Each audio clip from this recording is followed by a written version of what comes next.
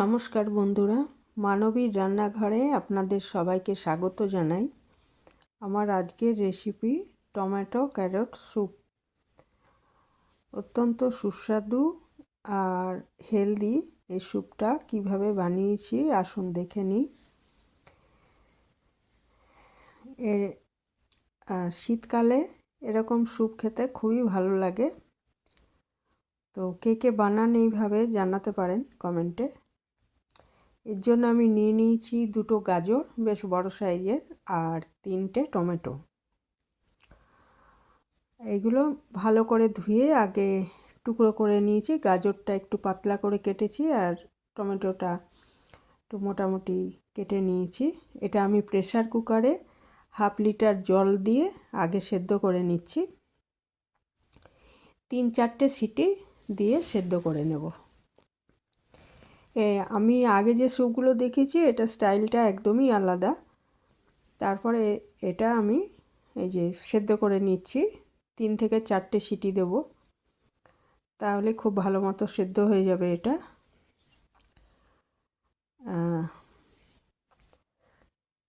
তারপরে এই সেদ্ধ হয়ে গেলে আমি এটা কিন্তু আগে নিজে থেকে ঠান্ডা হতে দেব। প্রেসার কুকারটা এই যে সিটি পড়ে গেছে, এইভাবে 3-4টে সিটি দিয়ে নেব।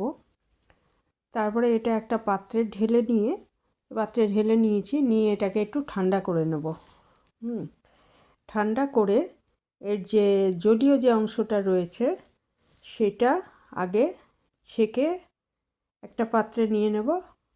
আর সেদ্ধ গাজর আর টমেটো সেটাকে অলরেডি তো এটা আমি ঠান্ডা করে নিয়েছি, এটা একটা গ্রাইন্ডারে নিয়ে পেস্ট বানিয়ে নেব।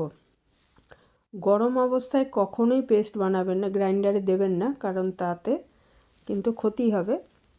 ওটা খুব স্পিডে ওটা বেরিয়ে আসতে পারে, সেই জন্য ঠান্ডা করে তবেই গ্রাইন্ডারে দেবেন। তারপরে এটা দেখুন পেস্ট করে নিয়েছি, নিয়ে আবার এটা ছেঁকে নিচ্ছি। ওই যে জলীয় অংশটা তো আলাদা ছেঁকে রেখেছিলাম, ওর মধ্যে এটা আবার এই পেস্টটা ছেঁকে নিচ্ছি। ছেঁকে নিলে কী হবে না, মুখে ওই টমেটোর বীজ খোসা এগুলো সব আলাদা হয়ে যাবে আর কি।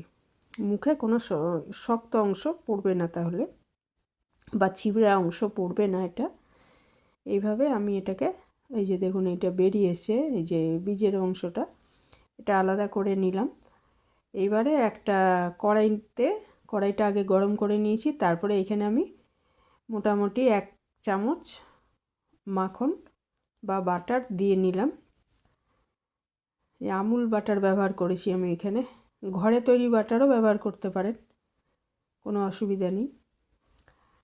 তারপরে বাটারটা ভালো মতো একটু গরম হয়ে গেলে গলে যাবে, এবং তখন এতে আমি ওই যেটা আমি ছেঁকে রেখেছি পেস্টটা আর ওই লিকুইড অংশটা এটা একসঙ্গে ঢেলে দিলাম। দিয়ে দিতে হবে পরিমাণ মতো নুন, 1/2 চামচের একটু বেশিই দিয়েছি।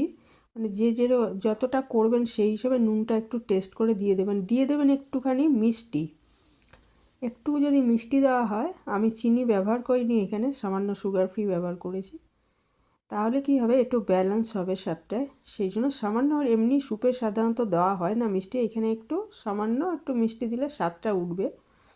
নাও দিতে পারেন ইচ্ছে করলে, কারণ গাজরেরও একটা মিষ্টি ভাব আছে। আর দিয়ে দিলাম আমি 1 চামচ গোলমরিচের গুঁড়ো অবশ্যই দিতে হবে।